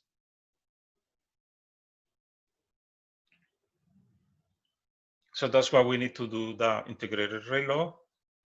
And the fraction remaining will be 11.8 milligrams. And that makes sense compared to the previous result. So that's how you solve this type of problems. All of them have exactly the same situation. Just do the critical thinking, do the analysis of the problem. Some problems will ask you for the initial concentration. Some problems will ask you for the rate. Some problems will ask you for the half-life. Some problems will ask you for the final time elapsed when the process goes from here to this. So always use these two equations and plug what you know, find what you don't know, and plug in the other one, right? Okay, let's continue. You can do this. Use the same process I just showed you. You have that to practice. Let me show you this for beta emission. I'm going to do one and you do the rest. All right. So in this case, thorium, and I like to rewrite that. Well, we don't need it here. How do you solve this problem?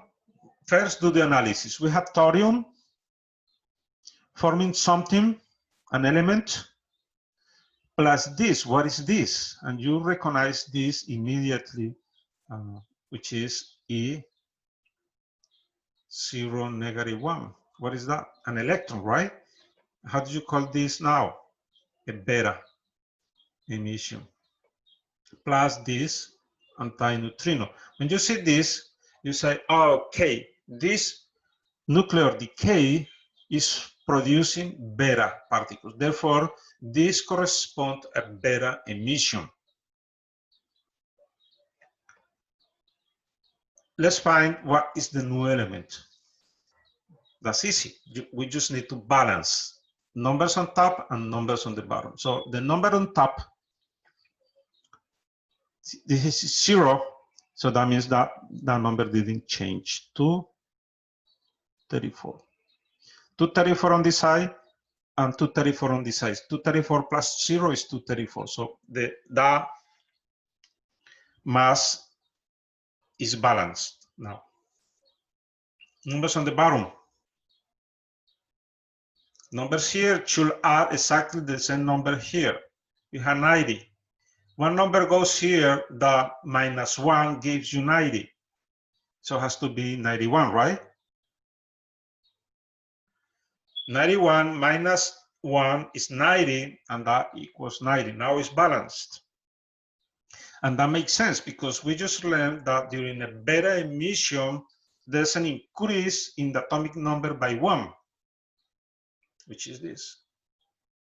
Do we finish the problem? No, because we need to identify what element is that. We just recognize that this is a beta emission. We balance the equation, and now we need to identify the new element. So you go to the periodic table, find element number 91. An element number 91 in the periodic table is, let me check here, 91 happens to be palladium. Wow. Element Pa. And you write the whole notation for this isotope. This is 234,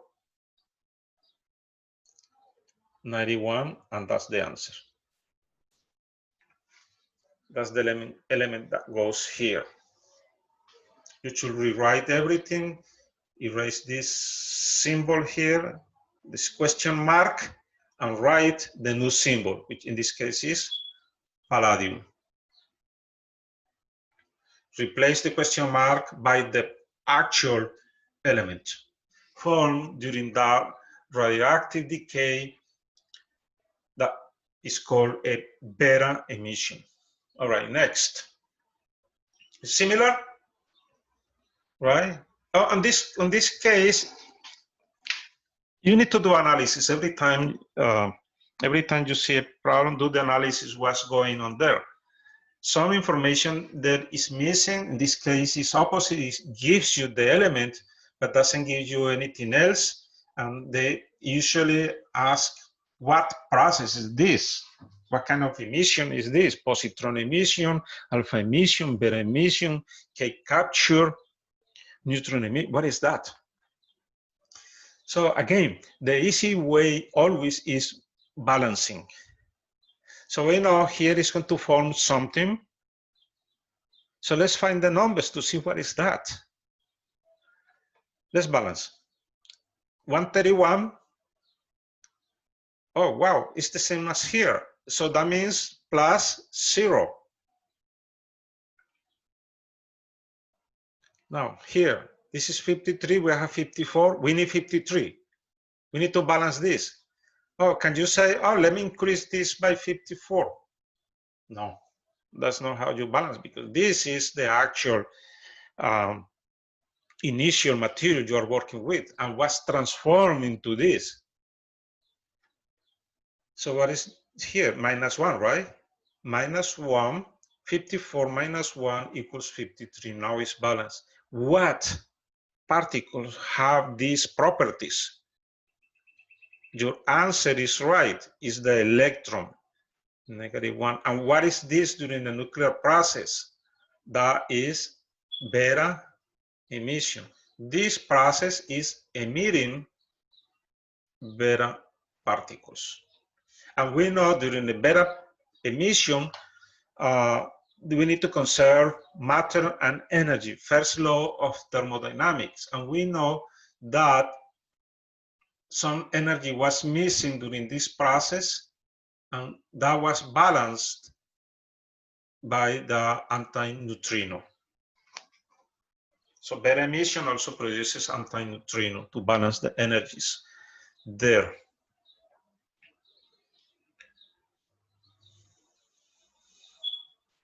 This antineutrino actually was discovered on the paper first, and then it was solved during this collision of particles in 1970. It was described first on the paper to balance the energies, to comply with the first law, and then it was actually discovered.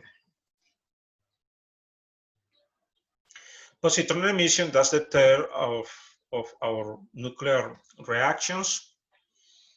This one, let's analyze what's going on here. In this case, one proton, which is inside the nucleus, breaks down into neutrons. And what is this? Wow. A particle like electron with zero mass and positive charge. That's weird, right? And that is called positron. It's the antimatter of the electron. So from these nuclear reactions, we discovered two things. One, that protons are actually made of neutrons and positrons. The makeup of protons is a neutron and electron. What is the makeup of the neutrons?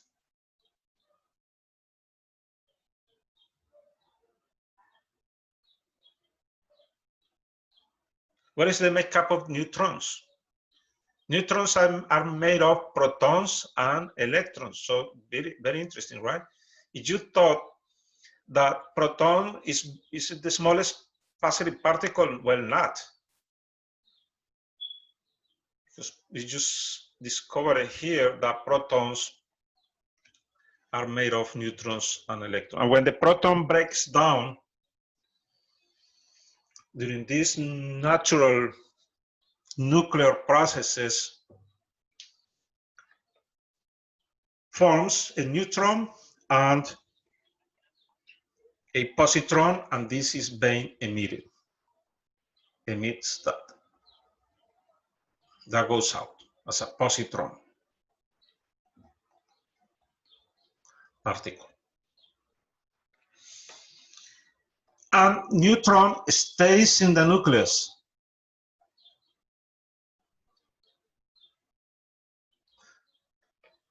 So this stays, the proton was inside the nucleus, forms a neutron and a positron. The neutron stays still in the nucleus, and the positron goes out, plus a neutrino.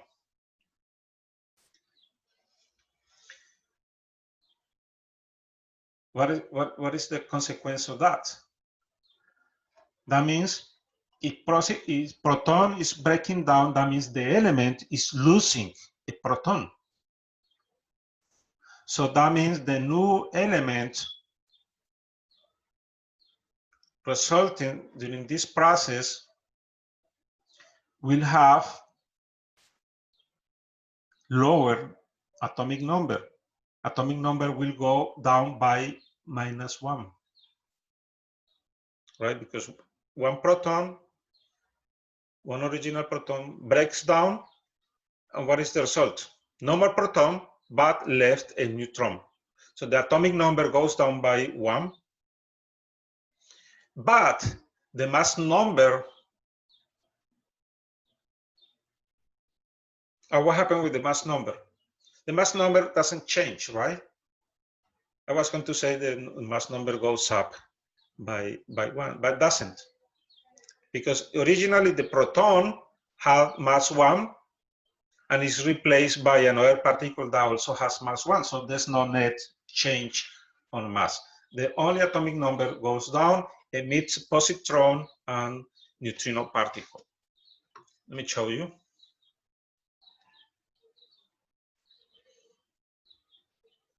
This is one example of that. Cobalt here. Cobalt 54 emits a positron, neutrino, and we have a new element because the number of protons went down to 26. That 26 element is iron. The mass stays the same. You see?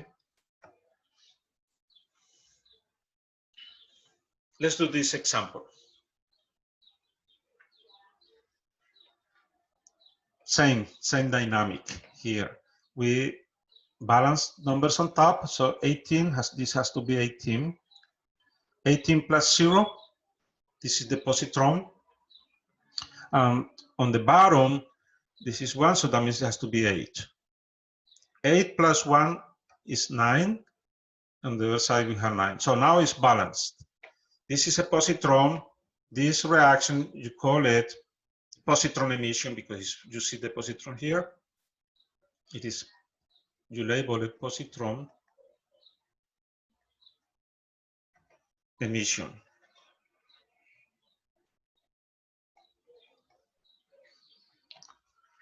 So we have that there.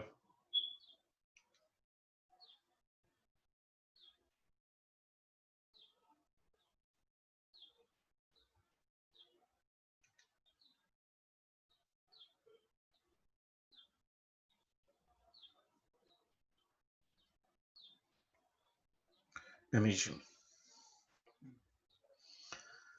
Our job consists on identifying what is the new element. So you go to the periodic table, find an element with atomic number 8, and you realize that immediately the oxygen is the new element. Atomic number 8, so it's going to be oxygen 18. So you form oxygen 18. You can do the next ones for practice. The next nuclear reaction is emission. Gamma emission is pure energy. High intensity energy, where one particle and its antimatter. This is a matter-antimatter process, collision. What particle is this? Electron with positive charge is called positron.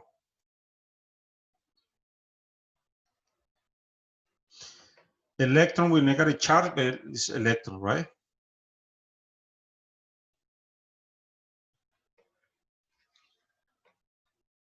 So antimatter, when two antimatter particles collide, they cancel out each other in a process called annihilation and forms two gamma radiations. The symbol is something like that. Zero mass, zero charge, all right? So this is the actual symbol for the gamma emission. I have a picture showing the process.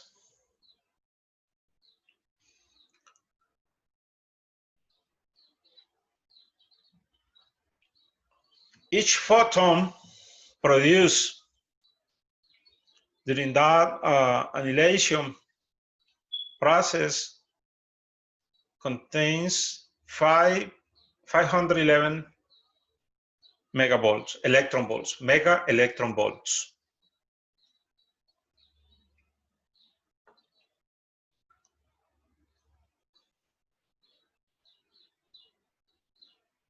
Like this. So you got a positron moving in one direction, the electron moving in the opposite direction. They collide each other at high speed, and notice that the particle looks like disappear. They cancel out. So that mass is totally converted into energy, a gamma radiation, and two rays comes out of that process this way. It's like a magic. Extremely energetic radiation, too strong. It goes through walls, concrete, bricks. The only way to stop it is using very thick walls of lead, at least 7 centimeters of lead to start stopping this radiation.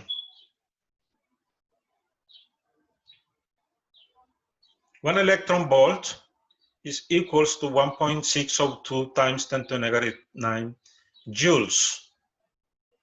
So it's very small unit of energy.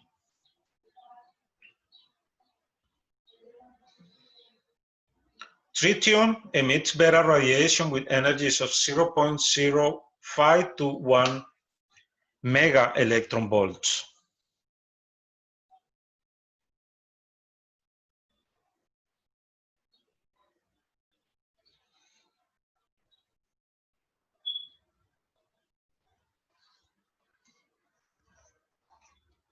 X-rays also produces a lot of energy, but less than gamma radiation. The next one is neutron emission. That's one of probably the simplest nuclear processes, like this one. We have kryptonium-87 decomposes and emits one of its neutrons from the nucleus. So that emits, this process will emit the neutron. This neutron here, this is the one that goes out. So that means the new material doesn't change the atomic number. So this element is the same at the end, but with less mass. So krypton-87 decays through a neutron emission to form krypton-86. Very simple process.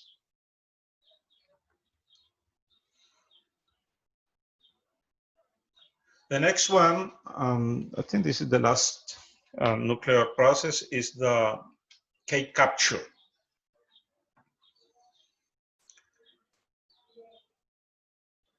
Or electron capture.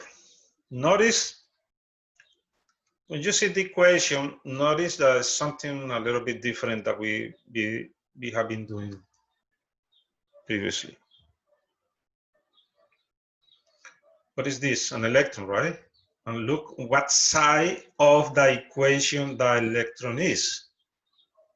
It's not on this side. This side is emission, right? This side is the product and is emission. Look, the electron is on the side of reactives. If we call it the same way regular reactions. That means the neutron, this is the border of the neutron. Look. That's why I was using intentionally the borders of the nucleus. This is the nucleus. Yeah. The proton is already on the nucleus. This belongs to the atom, to the nucleus. But this one is coming into the nucleus. That's why it says plus, is being absorbed by the nucleus. So that means the nucleus is capturing an electron to form a neutron. And that makes sense because previously we learned that the neutron breaks down into protons and electrons, right? Well, you can make neutrons also when they add together. When they combine together, they make the neutron. So the process can go either way. But in this case, we have the neutron capturing one electron, and this actual electron is one of the electrons that are outside of the nucleus. Where? The closest one, the closest to the nucleus. That makes sense, right? And what is the first energy level? First energy level 1. And here, what is the maximum number of electrons? 2, right? They can be on S1 or S2, and depending on the energy levels. So it's going to be 1s1 and 1s2.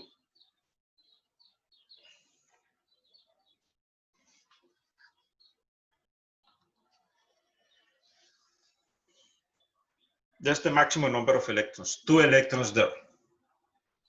Remember Born's theory of structure of atom, and I was mentioning before. He used to label this first layer, and he mentioned that this energy level, I think he was one of the first talking about energy levels. However, he was thinking more like orbits, which is wrong. That was wrong. Now we don't think on orbit, we think on orbitals. Anyway, he used to call this first energy level K. K level, energy level K, and then he called K L, and the next one he called M, N, O, P, Q, energy levels. We don't use these letters anymore. We use integer numbers for principal quantum number N1, N2, N3. Anyway, that's why we call it here K capture, because in this process, the nucleus is capturing an electron from the first energy level. And forms a neutron. So what is the change?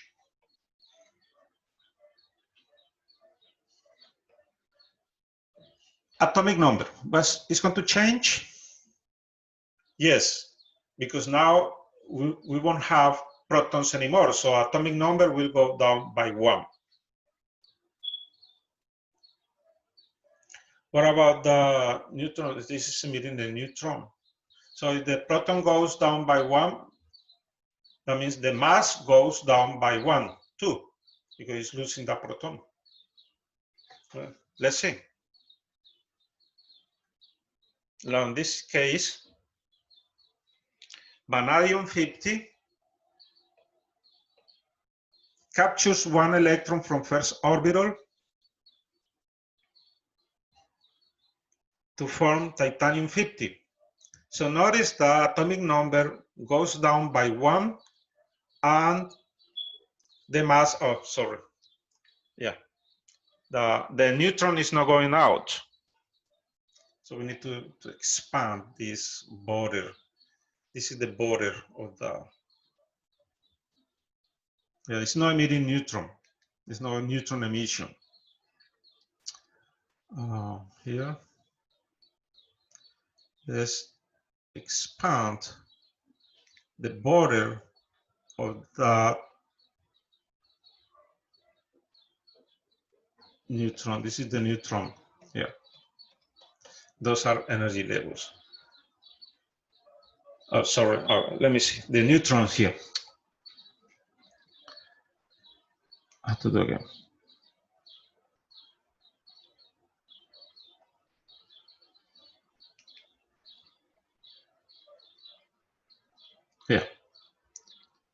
This is the border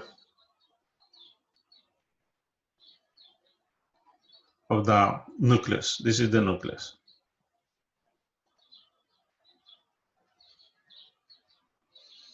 The proton captures the electron from outside, forming a neutron, and the neutron stays in the nucleus.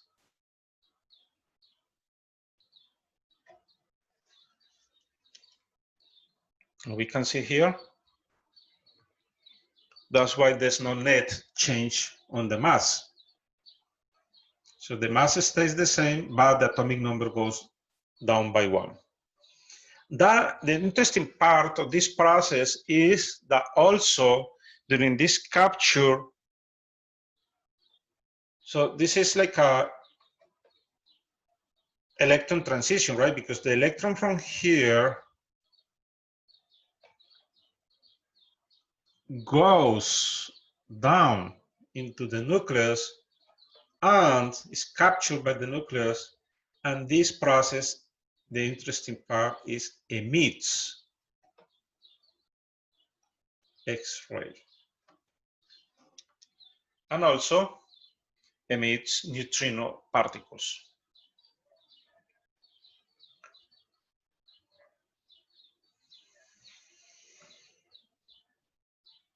Let's do this one. Let's find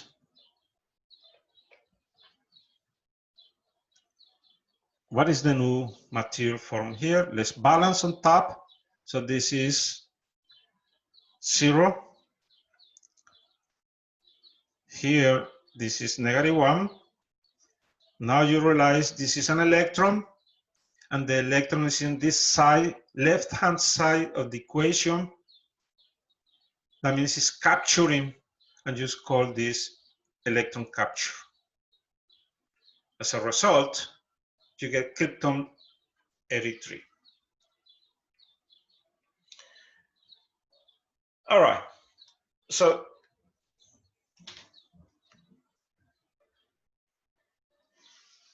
I want to leave here the process, and I will suggest as extra credits, you can write an essay and send me an email with your essay about how to detect ionizing radiation, what instruments are used nowadays to detect ionizing radiation, of this radiation we've been studying here. Second, what is the effect of this radiation on humans? And third, what is the effect of radiation on environment? It could be a 3 to 4 pages essay. And don't forget to include the sources, typed essay, and send me your essay on an email, and I will give you credits for that, for the first exam. And that will be the end of this chapter.